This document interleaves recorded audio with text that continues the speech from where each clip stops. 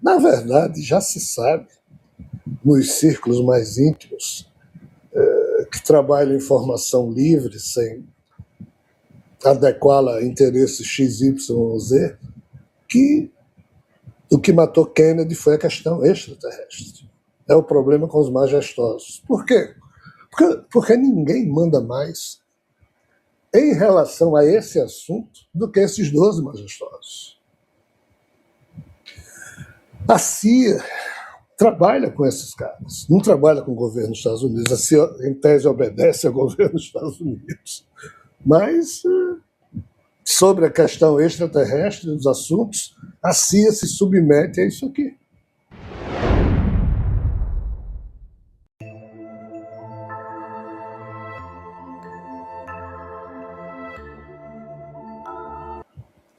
Então, sobre a engenharia do caos,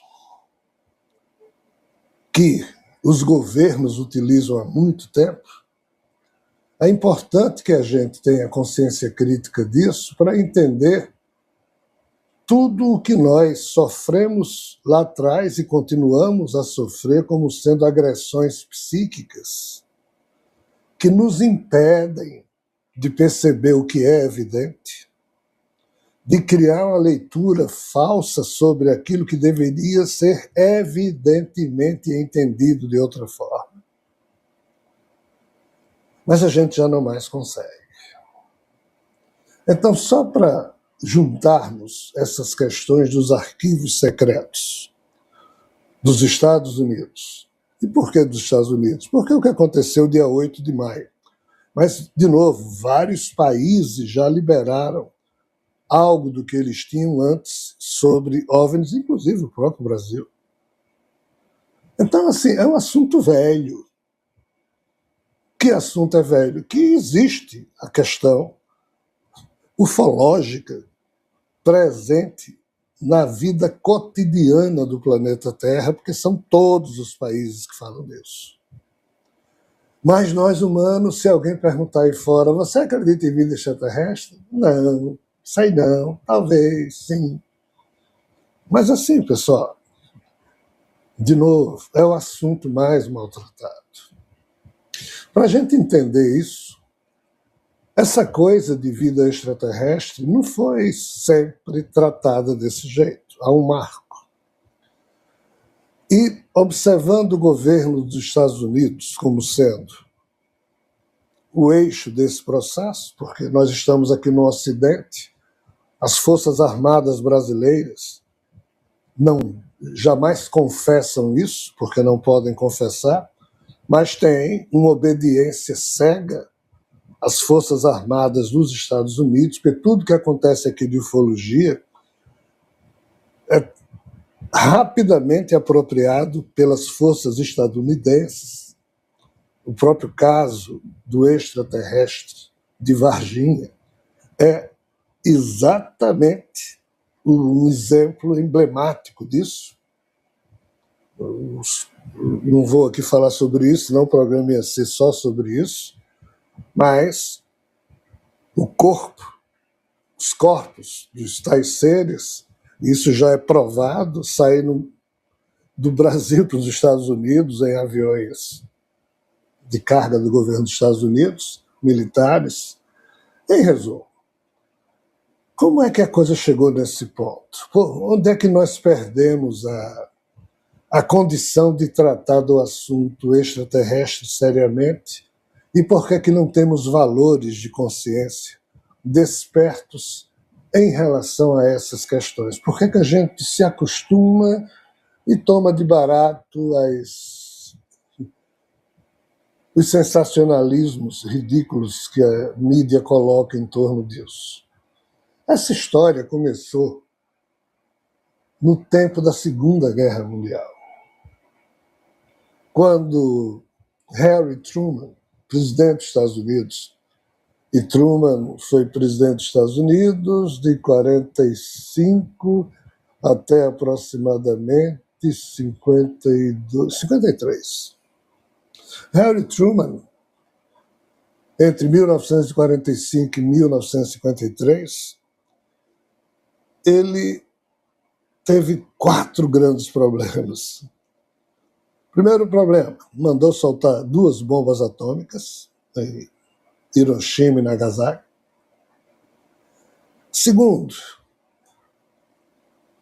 tinha muita informação de fatos acontecidos durante a Segunda Guerra Mundial que envolviam coisas que a Força Aérea dos Estados Unidos, a Força Aérea de outros países, no caso a Alemanha, ninguém tinha condições de produzir aquilo, e ele, com aquelas informações, sem saber o que fazer.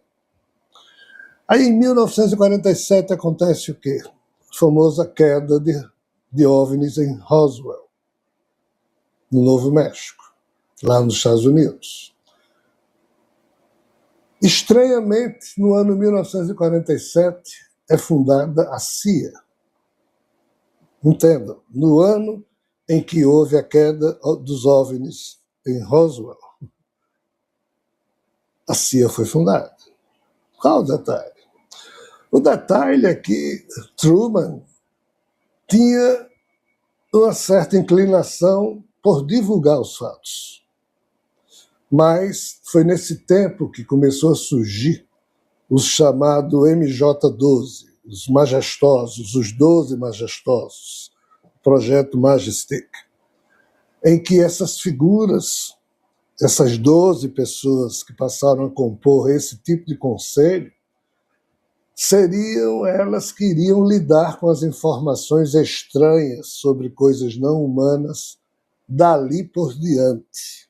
Ou seja, em 1947, o governo dos Estados Unidos tirou das mãos do presidente dos Estados Unidos o poder de decidir qualquer coisa sobre isso e transferiu para um grupo de 12 pessoas. Só que, um ano antes de Truman sair, em 1952, numa certa manhã, OVNIs apareceram voando nos céus de Washington, capital dos Estados Unidos, passando inclusive sobre a Casa Branca. Todos os jornais noticiaram. Truman tentou divulgar, mas assim, não deixaram. Em 53, Truman sai, assume Eisenhower. Eisenhower, quando assumiu em 53, ele estava no auge do problema ocorrido em 52, que foi todo mundo lá em Washington viu discos voadores no céu. E o governo disse, não fomos nós. Quem era? Nunca foi respondido. Só que, em 1954, o nosso amigo Eisenhower vai fazer uma visita, eu não vou me lembrar o nome da bendita cidade, é uma determinada cidade, lá nos Estados Unidos, próximo à base Edwards. E Eisenhower entra no hotel, o hotel todo enfeitado, tem fotos disso, porque o presidente ia se hospedar nele, a imprensa cercou o hotel, o quarteirão, e Eisenhower entrou no hotel, fotos, ele para na porta, dá tchauzinho, entra no hotel, e a imprensa ficou 3 dias ao redor desse hotel, esperando Eisenhower aparecer na janela ou sair para algum lugar, e ele não saiu. Até hoje, a imprensa dos Estados Unidos chama os 3 únicos dias em que ninguém nos Estados Unidos sabia exatamente a agenda do presidente dos Estados Unidos. Mas qual o detalhe? O detalhe é que foi descoberto que durante esses 3 dias em que Eisenhower fingiu estar hospedado naquele hotel, cuidando de coisas importantes, ele saiu e foi até a base Edwards, que é perto dessa cidade, que eu não estou conseguindo me lembrar o nome dela, mas pouco importa. E nessa base, pela primeira vez, o governo dos Estados Unidos teve um encontro com extraterrestres, ano 1954. Esse boato estourou tempos depois de 1954 e foi confirmado depois, porque pessoas que estiveram presentes a esse encontro disseram que sim. Então, veja bem, em 1954, algo foi estabelecido como sendo um acordo estranho entre seres humanos e seres não humanos. Isso está parecendo a história dos Tuatas de Danann com os milesianos, que aconteceu lá na Irlanda cerca de 13 mil anos atrás, mas isso é outro assunto. Mas, de novo, em tempos mais recentes, um grupo de humanos, só que o presidente dos Estados Unidos estava no meio, se encontra com uma nave e seres assinam ali algum tipo de pacto, de acordo, e o nosso amigo Eisenhower fica no governo até 1961, quando John Kennedy assume. E Kennedy assumiu e, por várias vezes, quase ele era obrigado a acionar os mecanismos nucleares de defesa dos Estados Unidos, porque no tempo do auge da Guerra Fria, entre os anos 61 e 63, o nosso amigo Kennedy e Nikita Khrushchev, que era o premier da União Soviética, quase iam para a guerra nuclear, porque ambos governos detectavam sinais de naves que iam chegando e os russos diziam que eram os americanos diziam que eram os russos, e Kennedy convidou Khrushchev para os Estados Unidos e a União Soviética criarem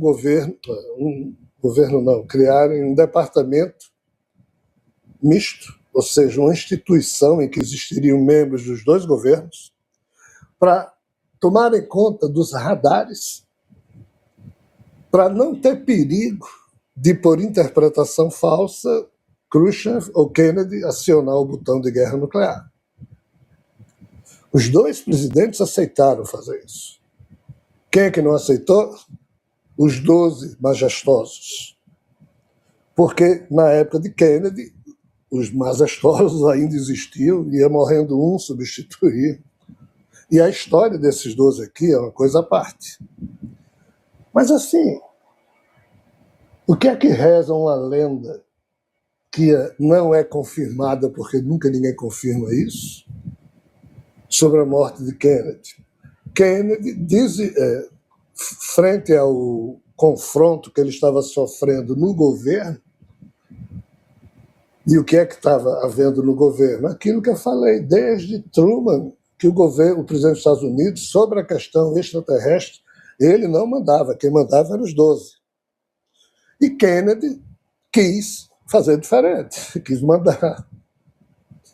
Sentiu que os 12 não aprovariam, Kennedy indicou para esse conselho que ele iria fazer com a Rússia outros nomes, não indicou ninguém dos 12 majestosos. Os 12 majestosos não aceitaram. Kennedy morreu em 1963 e no birô dele estava lá o ofício que ele ia assinar com o nome dos outros para fazer esse departamento composto por russos e americanos. Morre Kennedy.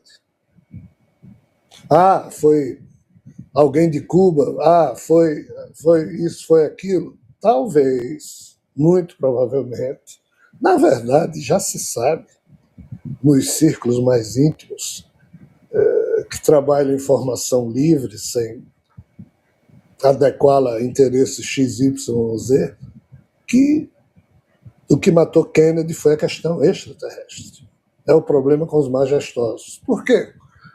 Porque ninguém manda mais em relação a esse assunto do que esses 12 majestosos. A CIA trabalha com esses caras, não trabalha com o governo dos Estados Unidos. A CIA, em tese, obedece ao governo dos Estados Unidos. Mas, sobre a questão extraterrestre, os assuntos, a CIA se submete a isso aqui. Lyndon Johnson entra no lugar de Kennedy, e quando o nosso amigo Nixon, Richard Nixon, em 1963, assume o poder, ocorre um fato maluco. Nixon tinha um amigo muito famoso, era um comediante lá de Los Angeles, e eles eram amigos.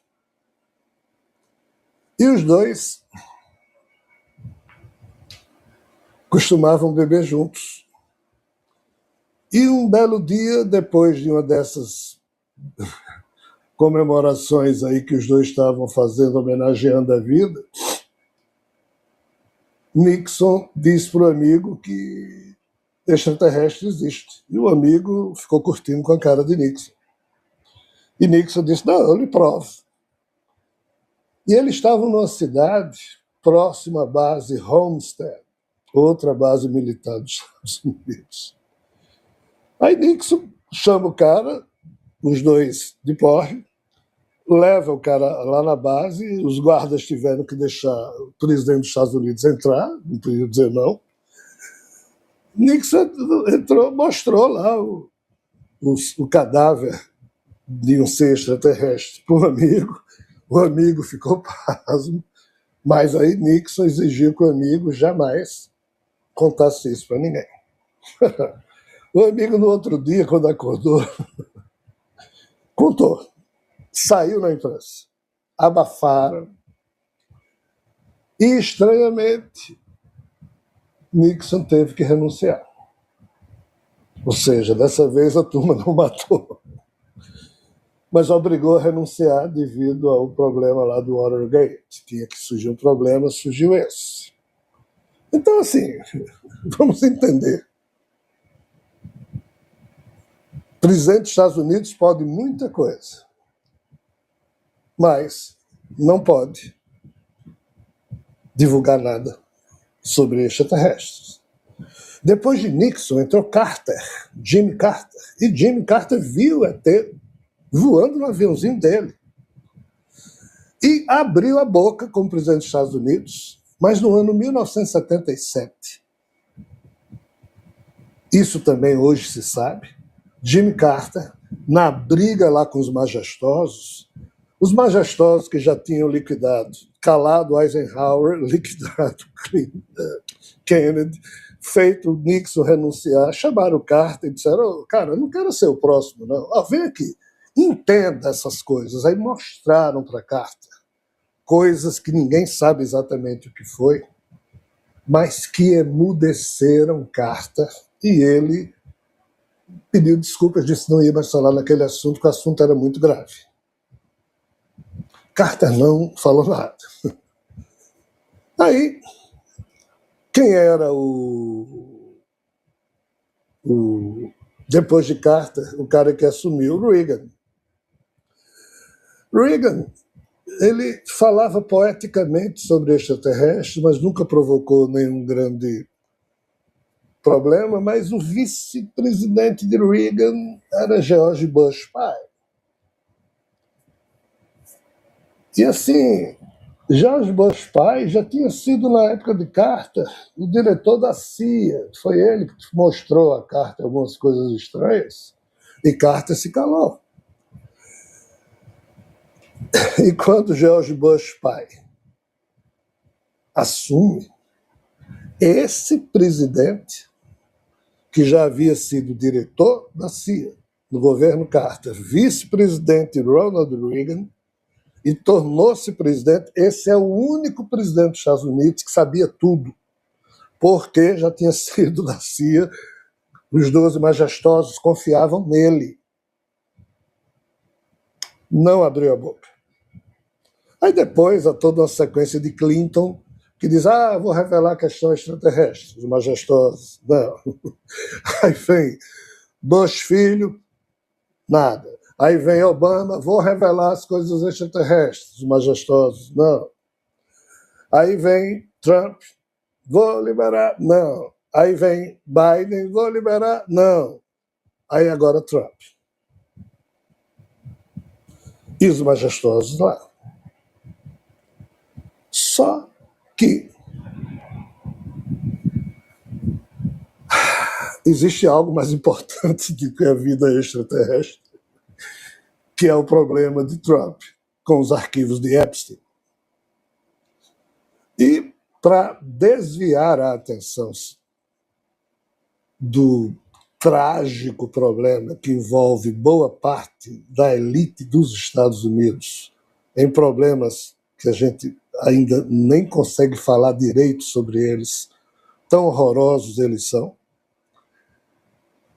hoje a gente está vendo um presidente que quer liberar.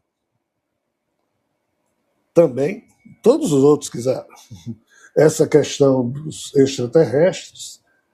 E, estranhamente, os majestosos resolveram promover isso que se chama disclosure, que é um processo, um projeto de revelação sucessivas de informações que, aos poucos, vai preparando as pessoas para que o óbvio seja finalmente percebido.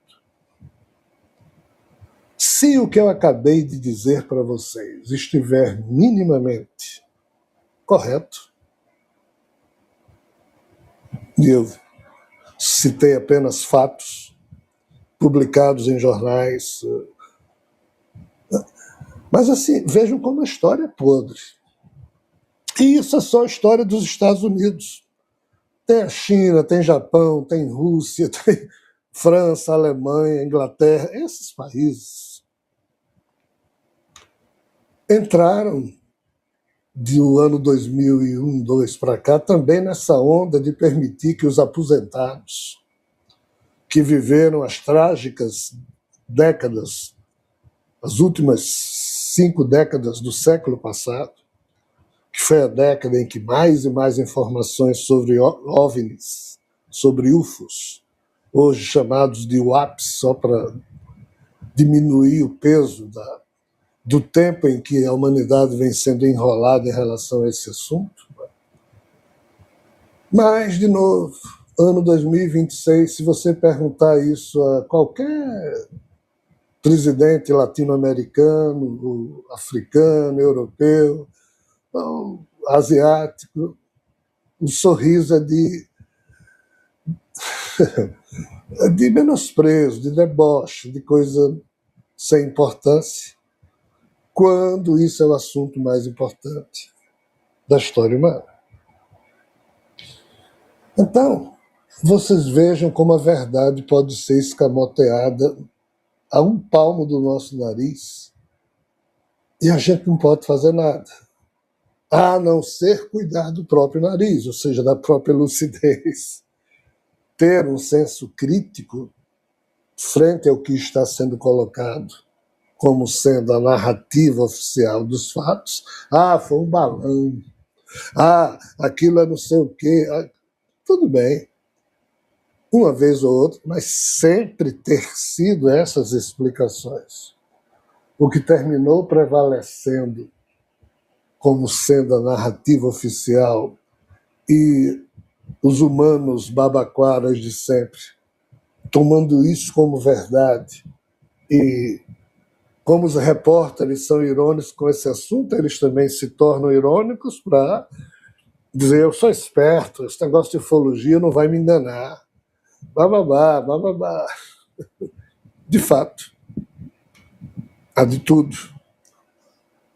Mas o que de pior existe é o inocente útil, que termina, através da sua ingenuidade ou ignorância, financiando forças que mantêm esse padrão de domínio das mentes, domínio das emoções. E, nesse ponto, nós humanos fracassamos horrorosamente, desculpe o advérbio de modo mal empregado, mas assim, o fracasso é total. Lucidez é coisa de poucos seres humanos. Lucidez não tem opinião só. Às vezes, lucidez é não ter opinião nenhuma, é só colecionar fatos limpos em termos de compreensão, e mesmo que você não possa dar uma resposta, mas você tem os cenários que você cria como possibilidades de respostas. Isso é ser lúcido. Lucidez não é você pensar que sabe, mas sabe errado. Lucidez é você saber que dificilmente você vai poder saber com certeza, mas o que mais próximo disso você puder colecionar como sendo a sua visão sobre aquilo, você coleciona, mas isso tem que ter esforço no campo da busca de informação, de refletir sobre a informação, etc, etc, etc. Então, infelizmente, a engenharia do caos sempre ganha. E mesmo liberando-se arquivos, nós estamos tão anestesiados, tão ferrados na nossa condição cognitiva, que a verdade não mais se impõe, ainda que ela apareça na TV na sua frente, e você já não mais consegue. Ah, não, eu não vou.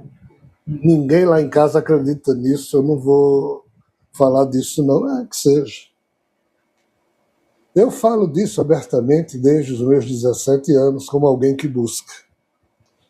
Mas há muito tempo que eu defini para mim mesmo que, de fato, existia um fenômeno que, inclusive, matava humanos. Porque eu cheguei a investigar mortes de pessoas nos anos 70, 80, aqui na minha região. De novo, isso saiu num livro lá nos Estados Unidos, porque de lá veio um repórter chamado Bob Pratt, do National Enquirer, e nós fizemos aqui algumas viagens, na época eu tinha 18 anos, e investigamos juntos algumas situações, e ele publicou isso num livro chamado UFO Danger Zone, Zona Perigosa de UFOs. E ele citava o Nordeste brasileiro, os pontos que a gente pesquisou, meu nome aparece lá, coisa e tal. Então, assim, há muito tempo eu sabia e sei que algo muito estranho, com as características do que a gente chamava disco voador, OVNI ou o que fosse, de fato, era um evento real. Claro que tinha uma ou outra coisa que era equívoco, pilantragem, mas o fenômeno existia. Há muito tempo eu afirmo isso. E pago o preço. Mas, assim, o que é que se ganha com isso? Não se ganha nada, não. Não é questão de ganhar ou perder, é de coerência. É você ser coerente não com o mundo, mas com os seus valores. E eu tento ser coerente com os meus. Eu resolvi não me calar, dizer, ó, pessoal, tem coisas aí que vale a pena, a gente precisa estudar isso, e eu venho defendendo isso há muito tempo, ufologia é coisa séria. Quando eu passei a ser envolvido misticamente por essas questões, eu perdi a confiança em mim mesmo, como pesquisador, e digo, não sou mais um ufólogo, porque agora eu virei, entre aspas, alguém a ser verificado, investigado pela ufologia. Eu não posso transformar agora impressões e vivências minhas em relatos, senão vira misticismo, religião, um contatado, está trazendo revelações. Não é isso. A gente está semeando reflexões. Ah, mas são novas, são inusitadas, são, mas é reflexão. Outras são bem antigas, a gente está só resgatando. Enfim, pessoal, a notícia mais antiga que a gente tem nas mitologias é exatamente a questão de vida não humana presente na Terra. E essa vida não humana, inclusive, teria gerado a humana. Então, esse assunto é velho. Mas as macroforças do nosso tempo trucidaram com esse assunto. A engenharia do caos continua firme e forte. Os engenheiros do caos recebem votos de todos nós. Alguns são endeusados, alguns são elevados a uma condição disso e daquilo. Mas, assim, A verdade é sempre vítima de todo tipo de confronto de ideias, de interesses, e se nesses confrontos os agentes que estão lutando são despreocupados em relação aos valores supremos ou a qualquer tipo de valor que embeleze a vida, e de fato nós estamos ferrados, e é por isso que nós estamos ferrados. Porque somos cegos, estamos sendo guiados por cegos, corrompidos, e não tem como se tirar coisa boa disso. Portanto, ufologia poderia ser um tema formidável que, se bem estudado, motivaria o ser humano a desenvolver valores formidáveis no seu psiquismo, no campo da coexistência com a diversidade, com a diferença, com as dificuldades.